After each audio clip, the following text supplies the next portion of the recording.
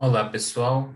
Hoje veremos sobre os tipos de planejamentos experimentais mais utilizados na nossa área, na química, em muitos casos de ciências experimentais práticas.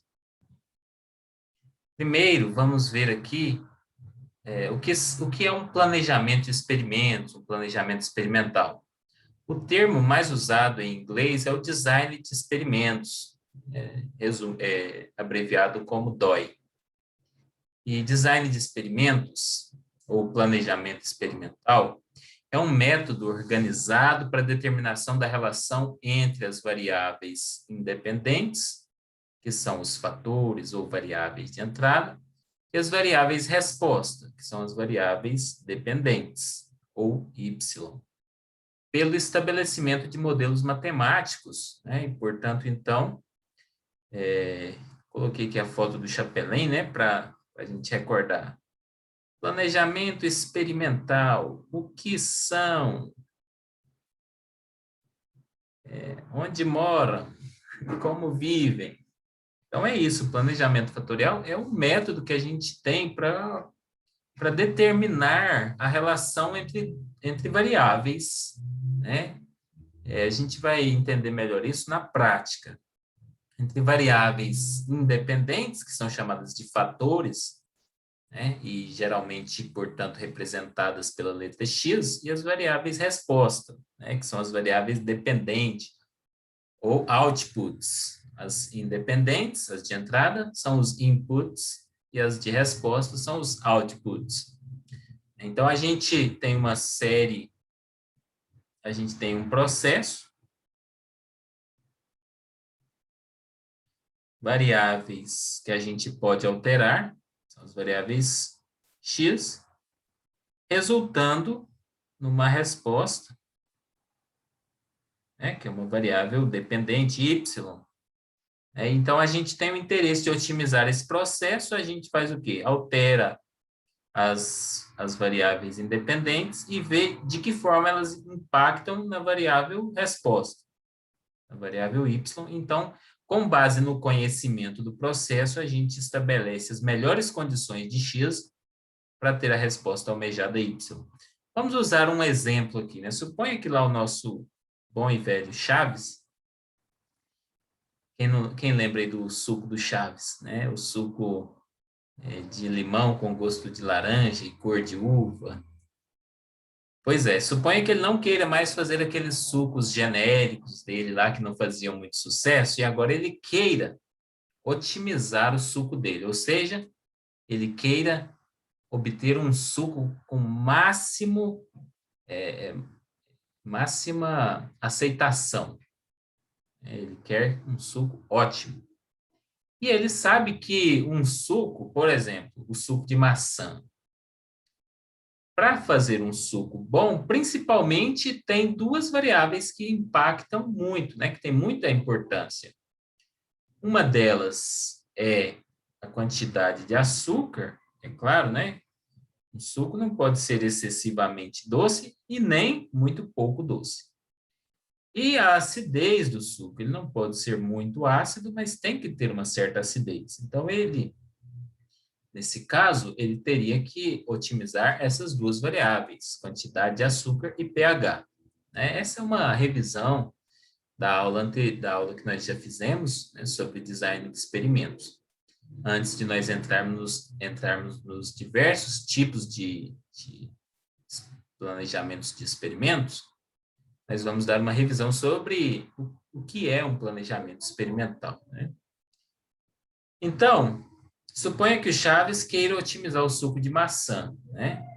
Ele poderia comprar vários sucos de maçã e testar e descobrir qual é o melhor? Sim, poderia. Ele poderia tentar passo a passo? Não é o mais adequado, né? Ele tentar, por exemplo, estabelecer um certo pH qualquer e variar a quantidade de açúcar, né? Então, ele, achando qual a melhor quantidade de açúcar, ele então ia testar outros pHs. Poderia fazer isso? Essa é uma abordagem pseudo-científica. né, a passo a passo. Então, na verdade, o melhor é ele seguir um planejamento experimental. Nesse caso, ele vai testar, então, esses dois fatores, fator pH e fator açúcar, ele escolheu testar em 2 níveis. Poderia ser mais? Poderia. Nós veremos que podem ser testados vários níveis. Mas ele quer testar apenas uma quantidade, 2 quantidades de açúcar, né? Por exemplo, 18 gramas para 100 ml e 20 gramas para 100 ml. E apenas 2 pHs, por exemplo, 4 e 4,5.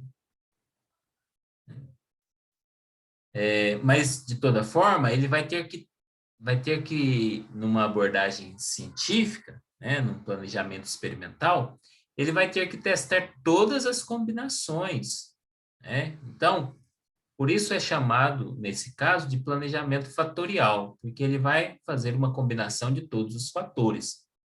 Então, são 2 fatores, nesse caso, e ele escolheu avaliar 2 níveis. Então, é um planejamento 2 elevado a 2, tá? 2. Sempre é assim, ó. Níveis elevado a fatores, tá? Ou N elevado a K, tá?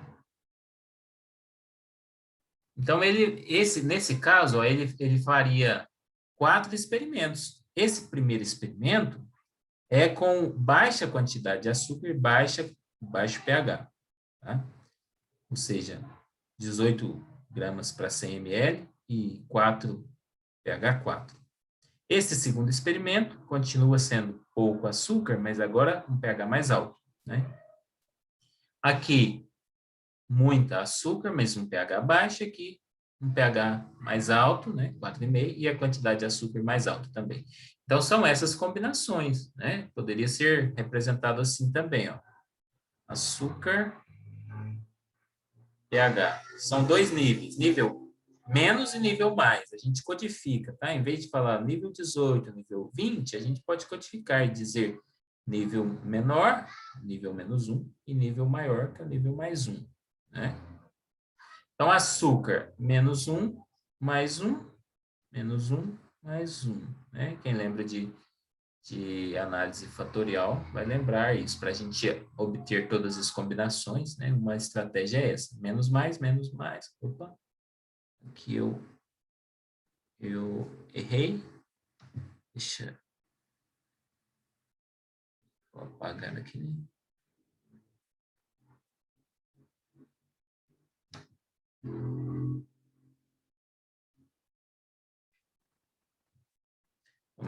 Menos mais, menos mais. E o outro, menos 1, mais 1, mais 1. Tá? Então, aqui tem todas as combinações. Tem o experimento, né? Que seria cada um desses um experimento. Experimento 1, 2, 3, 4.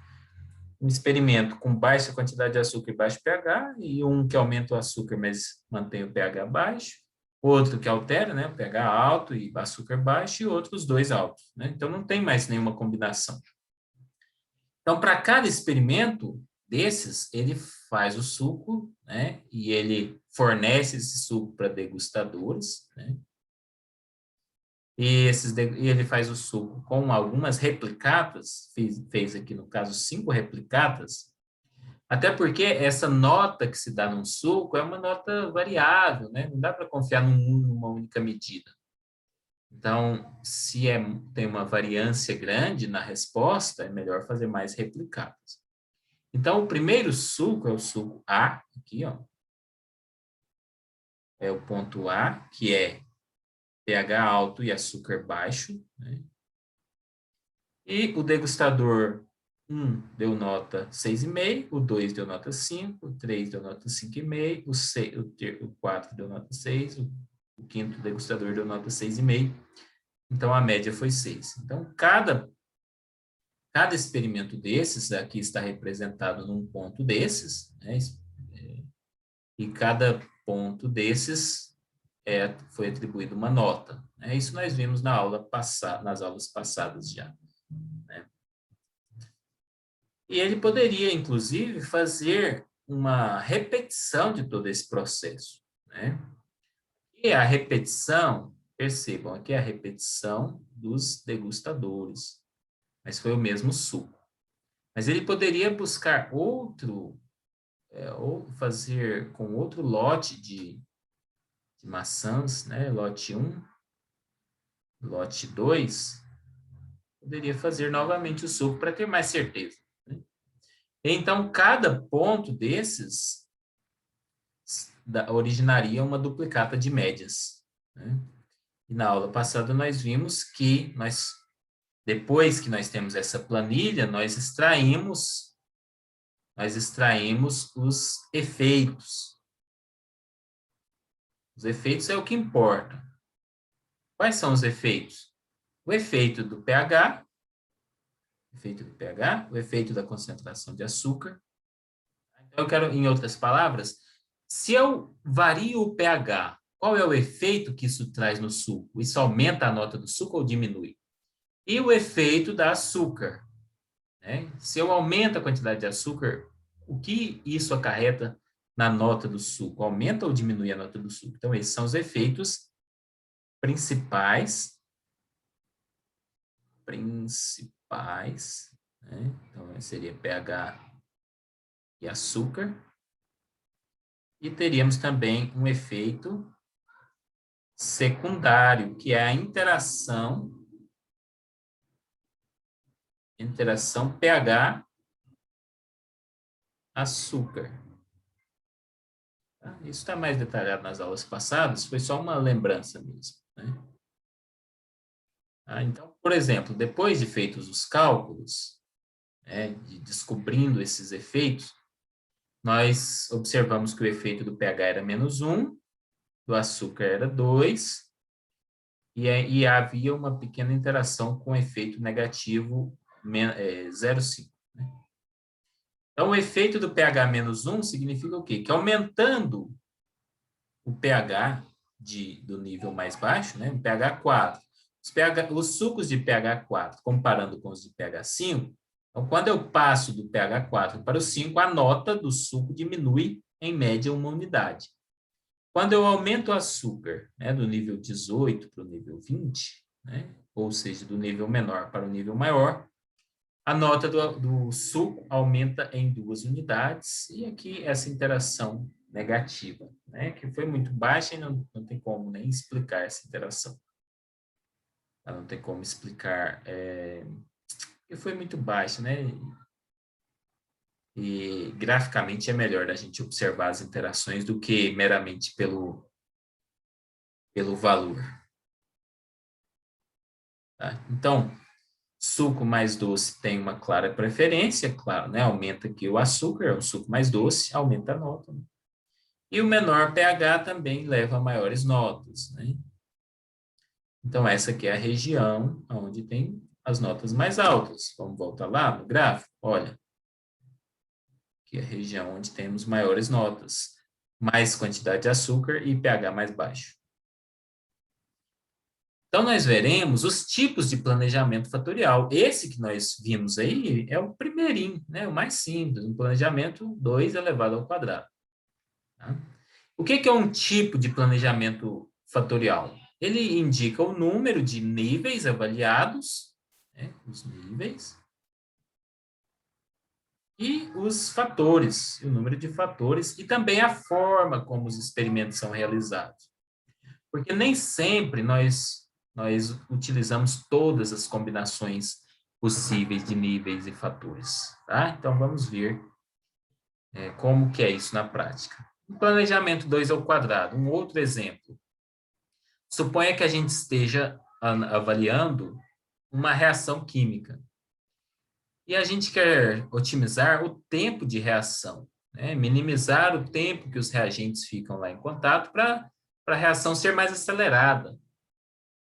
E esse tempo de reação, a gente já tem um conhecimento experimental de que ele depende da concentração do reagente A, tá? E da temperatura. E também a gente já tem um conhecimento prévio de que os níveis de se trabalhar da concentração de reagentes é ali entre 10% e 20%. Então, 10 é o menos 1 e 20 é o mais 1. E a temperatura deve ser trabalhada aí na faixa dos 80 a 90 graus. Então, 80 é o menos 1 e 90 é o mais 1. Tá? Então, quando a gente vai otimizar um processo, a gente já tem um certo conhecimento prévio. A gente não chega lá e tenta otimizar a reação 25 e 30, sendo que depois não reage nada. Não, eu já sei qual é a condição que reage. Ali perto de 85, 90 graus, reage. Então, eu vou otimizar ali naquela região que já é viável experimentalmente. Ok? Então, veja, 2 fatores, concentração, o reagente A e temperatura. E cada um deles avaliados em 2 níveis. Tá? Então, é um planejamento 2 ao quadrado. Mas poderia avaliar também, para esse mesmo processo, além da concentração e da temperatura, a presença de um catalisador em uma quantidade variável.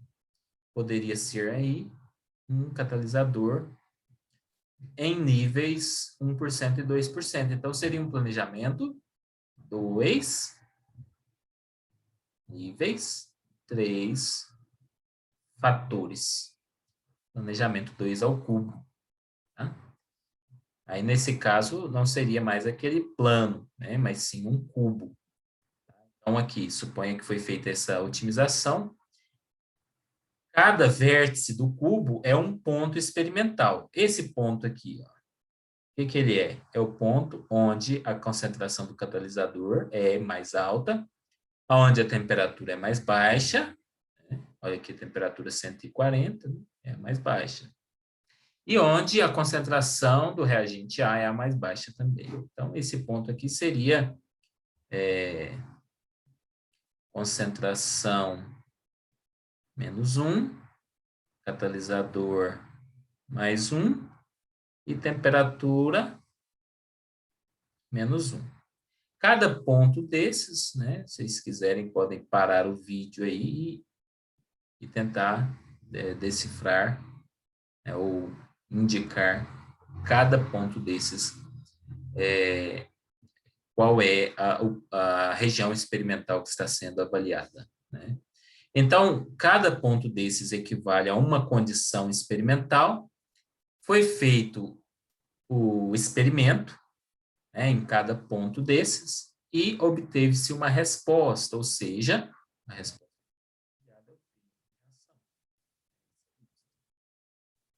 Então, aqui, qual foi o tempo de reação nesse ponto? 61,71 segundos. Nesse ponto, 94 segundos. E assim por diante. Né? Observando aqui, a gente pode imaginar que esse ponto aqui é o ponto que tem mais, onde foi mais rápida a reação.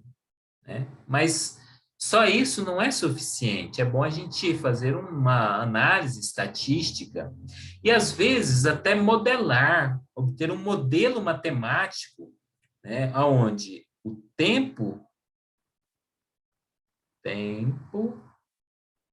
de reação ele é alguma coisa, né, B0 aí, algum tempo médio, né, mais algum fator relacionado à temperatura, mais algum fator B2 relacionado à concentração do reagente A, mais algum fator relacionado à concentração do catalisador.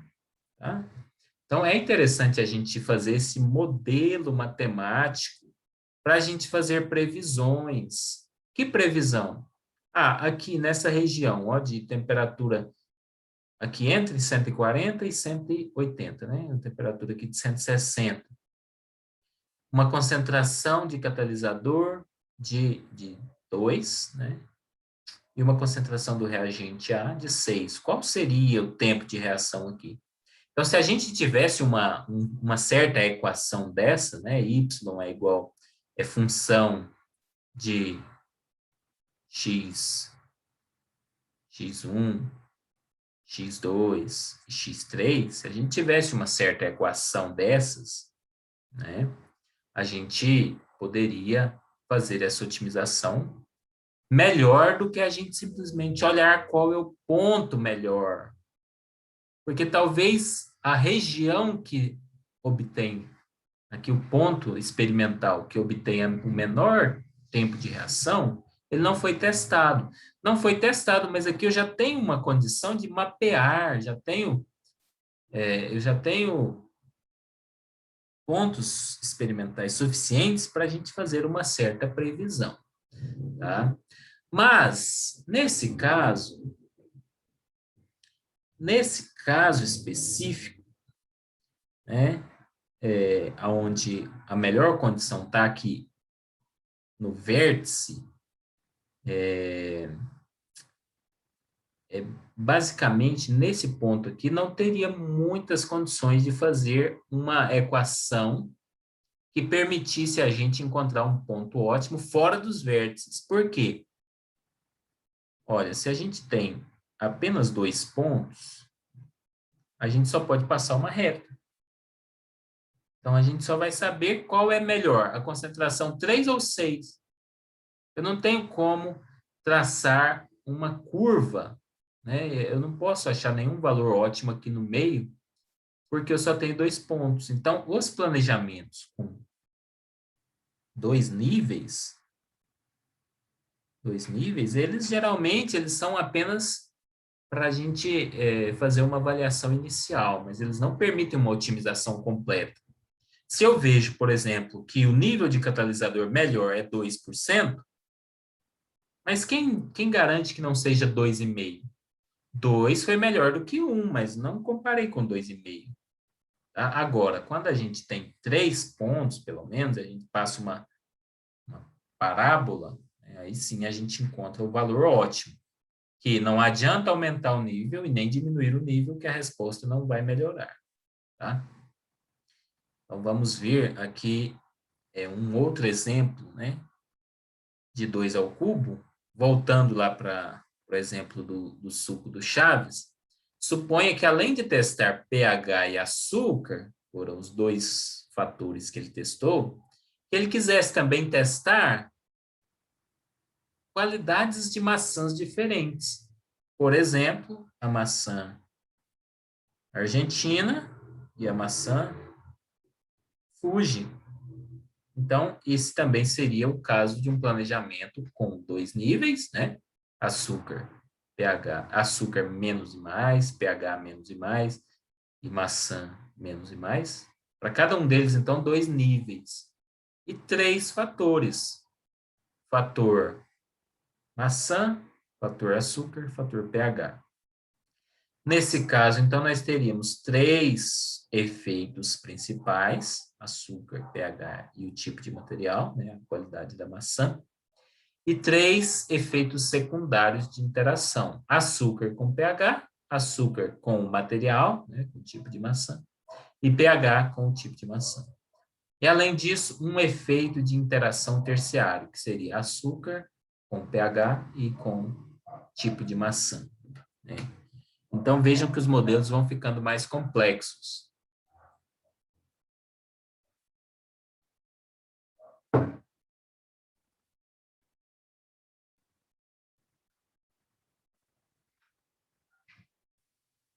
Um outro exemplo aqui. Considere o processo de colagem de um circuito integrado em uma base. Então, tem aqui um circuito integrado, base, e esse circuito é colado aqui com uma certa temperatura. E a pessoa queira otimizar esse processo aqui de cola. Então, ele pode avaliar os seguintes fatores: tipo de cola, que ele codificou como A. Tipo de cola tem 2 níveis, marca atual e a marca nova, -1, +1. O atual tem que ser menos e o novo mais? Tanto faz, é arbitrário, isso a gente escolhe. Material da base atual menos 1 e nova especificação mais 1.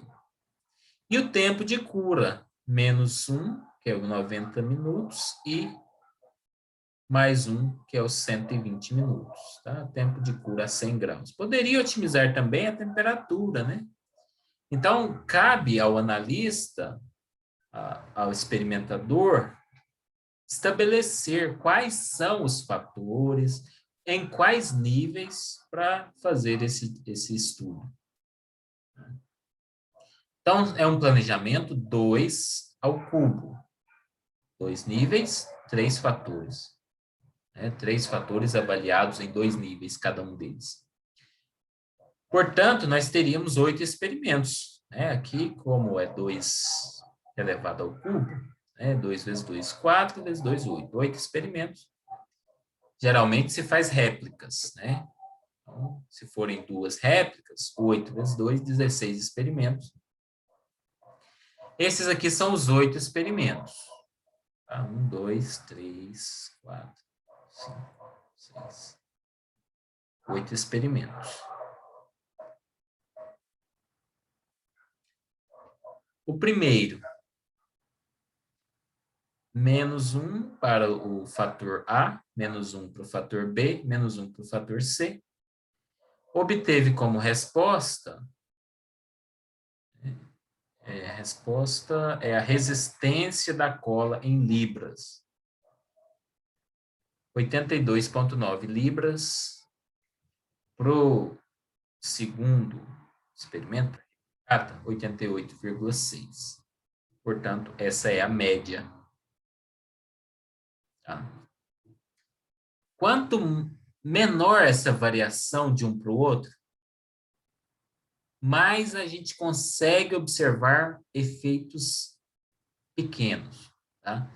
Por exemplo, se o efeito da temperatura, se o efeito do tempo de colagem é muito baixo, esse efeito, por exemplo, ele quase não altera nada, e se de uma amostra para outra, nas mesmas condições, né? Ou seja, a replicata altera muito, então como é que eu vou ver um efeito pequeno se há uma flutuação muito grande dos dados? É como se a gente quisesse ver uma diferença de 1 milímetro usando uma régua que só tem escala de centímetros. Então, a gente não observa essas pequenas variações se há uma flutuação muito grande dos dados. Okay? Esses números que estão aqui, entre parênteses, eles são apenas a ordem de realização dos experimentos. Tá? Então, primeiro fez esse, depois esse, depois esse. Essa ordem tem que ser aleatória. Nós não podemos, vou fazer primeiro esse número 1 aqui, aí faz esse experimento, depois esse. Não pode. É devido à necessidade da randomização. Nós veremos ainda no final da aula com um pouco mais de detalhes. Tá? Mas, enfim, esse é um planejamento 2 ao cubo. Olha, uma outra forma da gente representar os dados aqui é essa. Ó. 0 quer dizer o quê? Que nenhum dos fatores está no nível mais alto. A quer dizer que apenas o A está no nível mais alto. B e C estão no nível mais baixo. O Bzinho significa que só o B está no nível mais alto. Né? BC, só o B e o C estão nos níveis mais altos. Tá? E assim por diante. Então, temos primeiro que definir qual é o plano, quais são as variáveis e quais são os níveis que queremos estudar. Escolhemos o tipo de planejamento, aqui no caso foi o 2 ao cubo. Vamos para o laboratório, realizamos os experimentos, anotamos na planilha aqui os resultados, tá? Para depois encontrar os efeitos. Efeitos principais, secundários, AB, AC, BC, e terciário, nesse caso, ABC. Ok? Agora, então, um planejamento do tipo 3 ao quadrado. A vantagem, portanto, desses planejamentos que têm 3 níveis é que eles permitem a gente fazer uma otimização com um modelo curvo, modelo, portanto, de uma parábola. Então, uma reta não permite otimização, permite apenas ver qual o ponto máximo comparativamente ao anterior, ao outro ponto. Mas um modelo cúbico, né, se a gente tem 3 pontos, a gente pode passar uma parábola e não uma reta. Um modelo cúbico, portanto, permite a gente obter uma região, né, uma região de máxima resposta. Tá? Exemplo. Aqui, então, 3 níveis, 2 fatores. 3 níveis, 2 fatores. Exemplo, a variável de resposta é o tempo de reação e os fatores seriam concentração do reagente e temperatura. Então, 2 fatores, né? Níveis elevado a fatores. Então, o K a gente já sabe que é 2 e os K são os fatores 2, né? E os níveis? Concentração do reagente, 3, 4,5 e 6. Então, 3 níveis. Temperatura, 140, 160 e 180. 3 fatores, ou 3 níveis. Né? Então, 3 ao quadrado, que dá 9, né? 9 experimentos. A combinação de tudo isso, de todos esses, todos os níveis dos 2 fatores, dá 9 experimentos.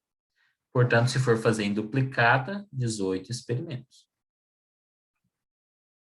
Uma representação. Fator A, que é concentração do reagente, né? E fator B, que é a temperatura. Né? Fator A foi avaliado em 3 níveis. A gente pode dizer que esses níveis, 0, 1 e 2, eu também poderia menos 1, 0 e 1, tá? É até mais comum, menos 1, 0 e 1. Aqui chamamos de 0 e 1, 2, para apresentar essa nova representação. 0, 0 quer dizer que ambos são 0. 1 e 0 quer dizer que o fator A está no nível 1 e o B está no nível 0. 2 e 0, fator A no nível 2, B no nível 0. 12, fator A, então a gente faz assim, né? Fator A, fator B. Então, fator A no nível 1, fator B no nível 2. Vamos ver, então, um 3 ao cubo. Mesmo exemplo, né? Que a gente queira otimizar o tempo de reação. E o que impacta nisso é a concentração do reagente, a temperatura e a quantidade de catalisador. 3 fatores, cada um avaliado em 3 níveis. Portanto, esse é um 3 ao cubo, que daria 3 vezes 3, 9, vezes 3, 27. 27 experimentos. Se for triplicada, 54. Se for duplicada, 54 experimentos. Aqui a representação, né? Aqui o eixo A, B e C. Então, o eixo A no nível menos 1, 0 e 1. O eixo B, menos 1, 0 e 1. E o eixo C, menos 1, 0 e 1. Tá?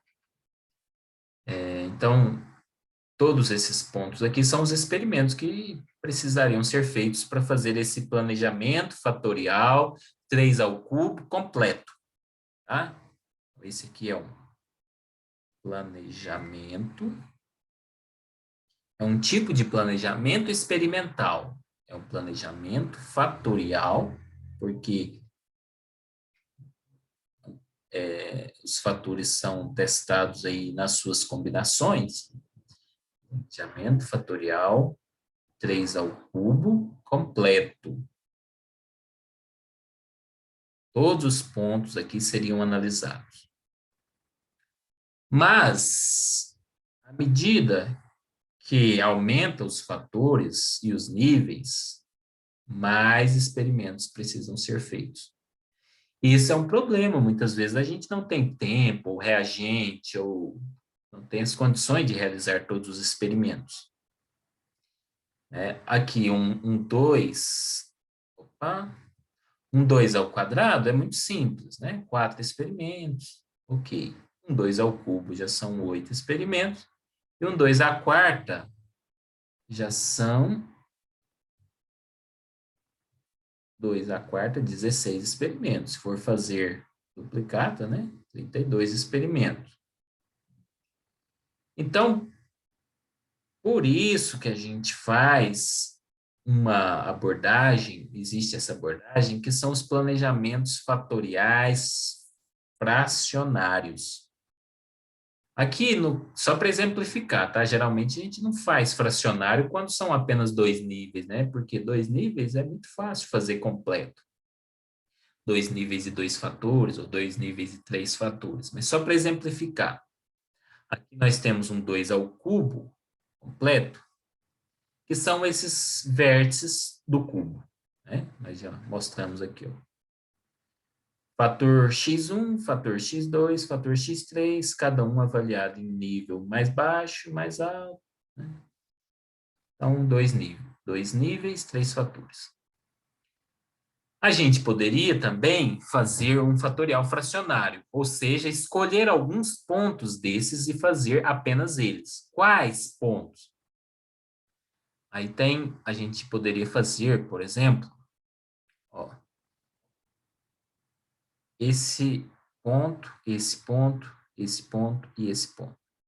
Tá vendo que eles estão bem distribuídos no cubo? Então, como é que a gente chegou nesse arranjo, né? Por que eu não fiz esse e esse, por exemplo, e mais esse?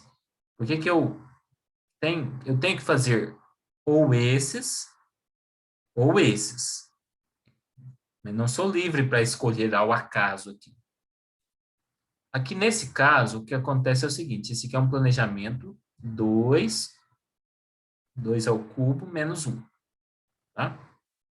Sendo que o primeiro e o segundo fator, né, x1 e x2, a gente faz todas as combinações. E o x3, a gente só faz algumas combinações. Quais são? Aqui nesse caso da figura A, tá, a gente está fazendo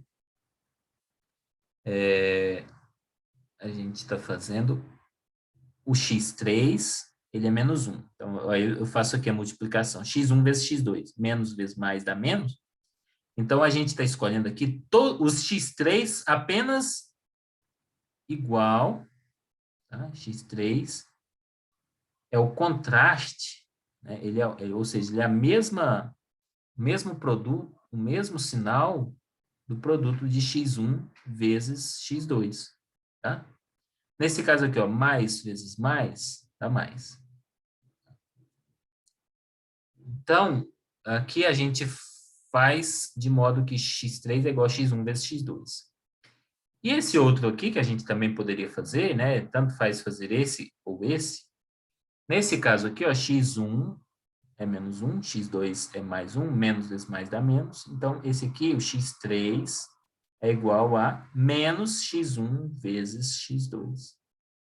Tá? Então, esse é um planejamento fatorial 2 a 3 elevado a menos 1, né? Também. Sendo que aqui é o contraste positivo e aqui é o contraste negativo.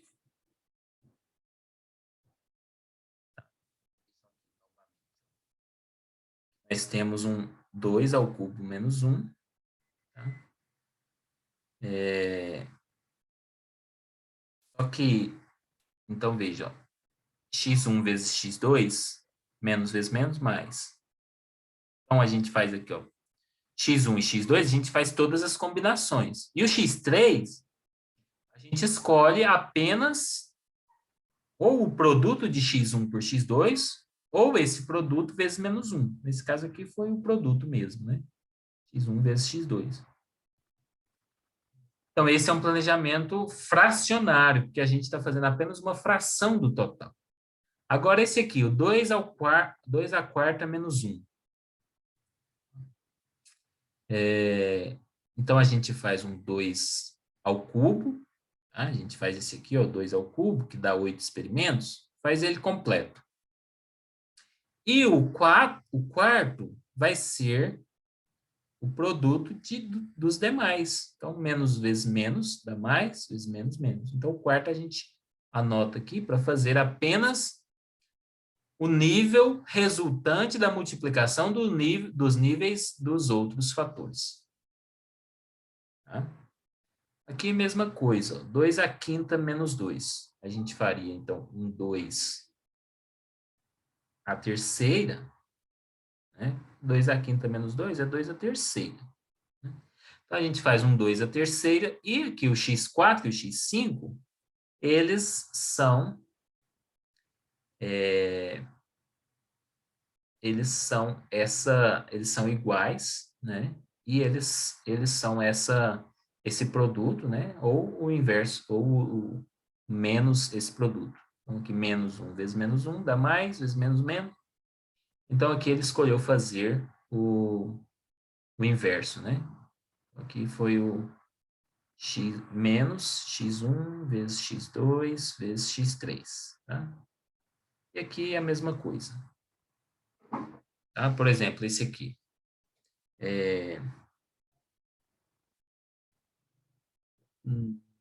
Aliás, não, aqui não é bem assim. Deixa eu tentar entender aqui, né? 2 à quinta menos 2, menos vezes menos, aqui o x5, esse x1 vezes x3. Ah, na verdade, aqui o que acontece é isso. O x4 é x1 vezes x2, é verdade, né? Eu tinha pensado que x4 e x5 eram iguais, mas não são. Na verdade, o x4 é x1 vezes x2, tá? Então menos vezes menos dá mais. E x5 é x1 vezes x3. Menos vezes menos dá mais. Então vamos ver aqui o experimento 5. x1 vezes x2 é o x4. Menos vezes menos dá mais. E o x5 é x1 vezes x3. x1 vezes x3 dá menos, né? Menos 1 vezes mais 1 dá menos 1, tá aqui. Tá, então é isso. Né? E qual é a desvantagem de se fazer um planejamento fracionário? A desvantagem é que nós vamos perder informação, é claro, né? Tudo tem um preço. Então, aqui nesse 2 ao cubo menos 1, né, que nós fizemos apenas o completo x1, x2, e o x3 foi só o produto de x1 por x2, acontece que, como x3 é produto de x1 por x2, quando a gente for calcular o efeito de x3, qual é o efeito dessa variável? Ele vai dar o mesmo resultado do efeito de interação x1, x2. Então, em outras palavras, x3 está confundido com a interação x1, x2. Então, tem esse confundimento, ou seja, vamos supor que um processo ele tenha x1, x2, né? Essa interação é relevante, ela é importante, tá? Vamos dizer que x1 seja pH, x2 seja concentração de açúcar. Então, um suco para ser bom, ele precisa exatamente ter aquele nível de açúcar e aquele nível de pH. Porque uma coisa depende da outra, uma interfere na outra. Tá, então essa interação é importante. E suponha que a gente vai analisar o x3, que seria a qualidade da maçã. Mas aí eu não vou poder calcular usando um planejamento fracionário, 2 ao cubo menos 1, eu não vou conseguir diferenciar, né, discernir, discriminar entre o efeito de interação x1, x2 e o efeito x3. Ou seja, a interação pH e açúcar vai ficar com o mesmo valor numérico do tipo de maçã, tá? Aqui, nesse caso, o x4 vai ser a mesma coisa que x1 vezes x2 vezes x3. Então, se tiver um efeito terciário aqui, ele vai estar misturado com o x4. E aqui, o x4 vai ser igual ao x1, x2, e o x5 vai ser igual ao x1, x3. Então, quando a gente faz planejamentos fatoriais fracionários, a gente diminui o número de experimentos, né? Então facilita a vida do experimentador, porém os efeitos que são calculados, eles não são tão confiáveis, porque há uma mistura, tá? Então o caso é da gente fazer um compromisso, né? O que vale mais a pena? Eu saber todas as informações de efeitos principais e secundários, mas aí eu vou gastar mais reagente, vou gastar mais tempo, ou eu abrir mão desse rigor, né, e sabendo que lá no final minha resposta não vai ter tanta especificidade, né, porém eu vou gastar menos tempo, menos reagente, né, então a gente vai saber isso caso a caso, tá? Nós veremos agora no próximo vídeo outros tipos de planejamento que não são fatoriais, não são feitas todas as combinações possíveis. Tá? É para facilitar em casos específicos, né? A gente vai ver as vantagens desses outros tipos de planejamentos.